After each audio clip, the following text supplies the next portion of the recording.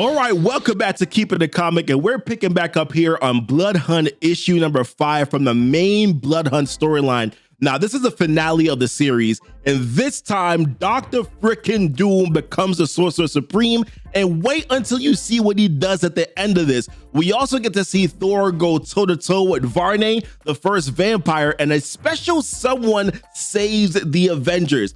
Now, for context, in the very last issue here, we had just found out that Varnae was the one that was using Blade's body, and Varnae had gone through a ritual to become the unliving Dark Force. T'Challa was able to free Thor from Varnae's captivity, while the other Avengers finally showed up ready to go toe-to-toe with Varnae. Moon Knight had also finally returned, which is great, while Khonshu had sent out his dead Moon Knights to fight the vampires that had been running rampant around the world.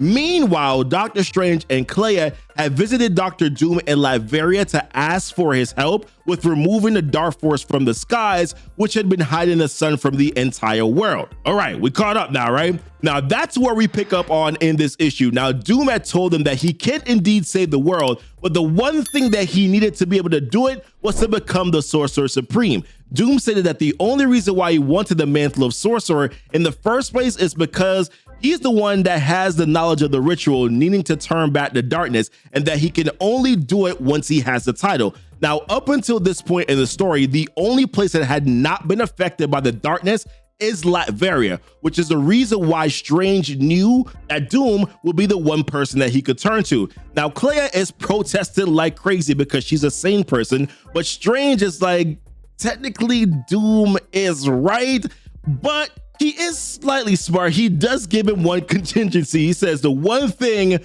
that you have to do is that once you have saved the world is that you have to return what is rightfully mine. So once Strange gets Doom's word, he starts to give it up. And at that point, he mentions that he needs to give up a fragment of his living soul in order to be able to bond with Doom's, which, if you ask me, kind of just sets the tone for some ish to go down later, because right then and there, Doom says, "Oh, so that's how you do it."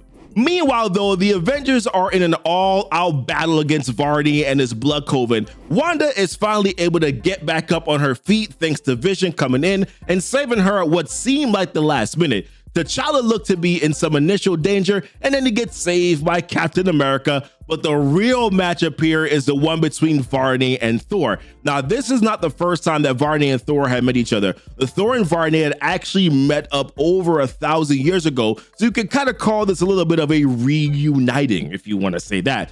Only thing is, this time Thor does not have Mjolnir because somehow Varnae has sent it out way into the orbit. So at least initially, he's just gonna have to rely on the bare hand God of Thunder power in order to be able to face off against him.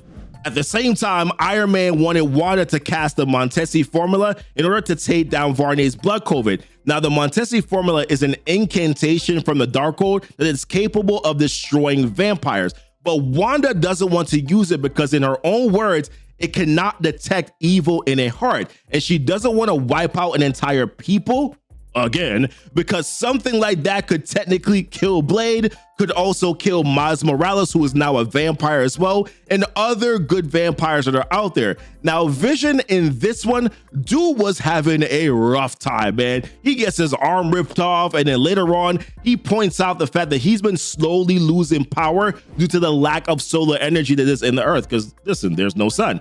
Meanwhile, Thor and Varnae, they're still going at it, but Varnae kind of looks like he has the upper hand on this one until Thor finally gets some help from his best friend, Mjolnir, which allows him to be able to knock back Varnae a couple steps. Now, the rest of the Avengers, they're getting handled, and I mean they are getting handled, but luckily there is a Moon Knight that was on the way who comes strutting in with some of his friends to shift the tides in the battle. Now, Doom is finally getting around to starting the ritual to try to bring back the sun, which he knows that he's been able to, in the past, get his hands on some old Atlantean knowledge and artifacts from around the world in order to be able to aid him in being able to do this.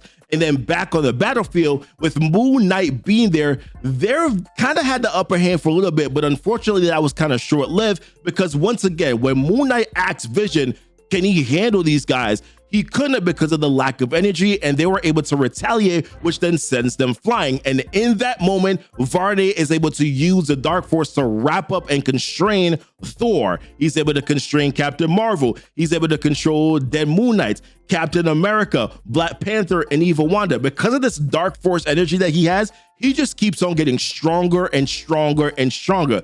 But remember, like I said now, there is a special someone who would come in and save the Avengers like I talked about. Well, right on time, here she shows up. None other than Blade's daughter, Brielle, and she puts a blade, pun intended, right into his chest. Now, this was explained in the previous issues, but Brielle is the only one that can stop Varnae because she has the bloodline of Blade. The only thing is that Varnae tells her that she is too late because since he has had Blade's body for so long, his body is basically his now. So to aid Brielle, Miles Morales steps in and he drives the Blade in further. Apparently because Varnae had used Blade's body when turning Miles into a vampire, that makes him a part of the bloodline, which allows them to stop Varnae as we see the Dark Force start to leave Blade's body. Now, due to Varnae's concentration being broken, that gave Doom the opening window that he needed to be able to complete the ritual, which was able to start reversing the darkness over the world. Scarlet Witch was finally able to free Blade's body from Varnae, which we're able to see the anguish as Varnae is stop, right? And then Blade, on the other hand, was able to come to, but homeboy is in some bad shape. But due to the team being there, Tony also assures them that, listen, he's gonna be able to survive because he had that medical kit, medical system right there. Now, there is a welcome sight for everyone here because the sun is finally able to grace itself upon the world again, but it's only half of the world that currently has the sun, so the Avengers still have some work to do across the other half of the world. And speaking of the sun, apparently it doesn't affect Miles Morales, even though he is a vampire now, as Dracula tells him that since they saved the people, that the world owes them a debt, which could lead to some craziness later on down the road for some vampires now who are not going to be affected by the day. That could come in a little tricky there.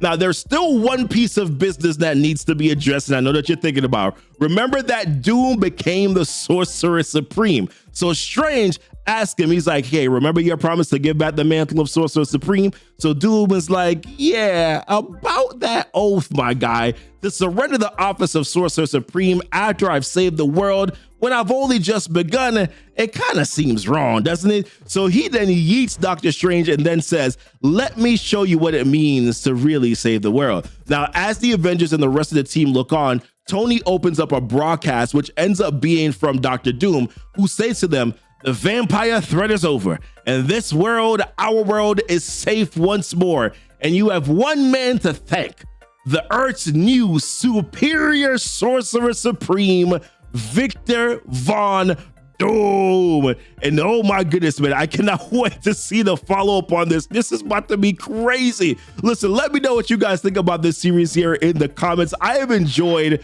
overall the last two issues of this main Blood Hunt storyline. I've quite enjoyed the tie-in stories a little bit better, like the Black Panther one and the Wolverine one. I've really enjoyed those. Check those out if you haven't done so already, but let me know what you think about this series so far. I look forward to some more superior Sorcerer Supreme in Dr. Doom in a whatever series that pops up later on. Like and subscribe here to the channel for more. Join our Discord if you haven't done so already. And until next time, thank you so much for kicking it with Keepin' It Comic.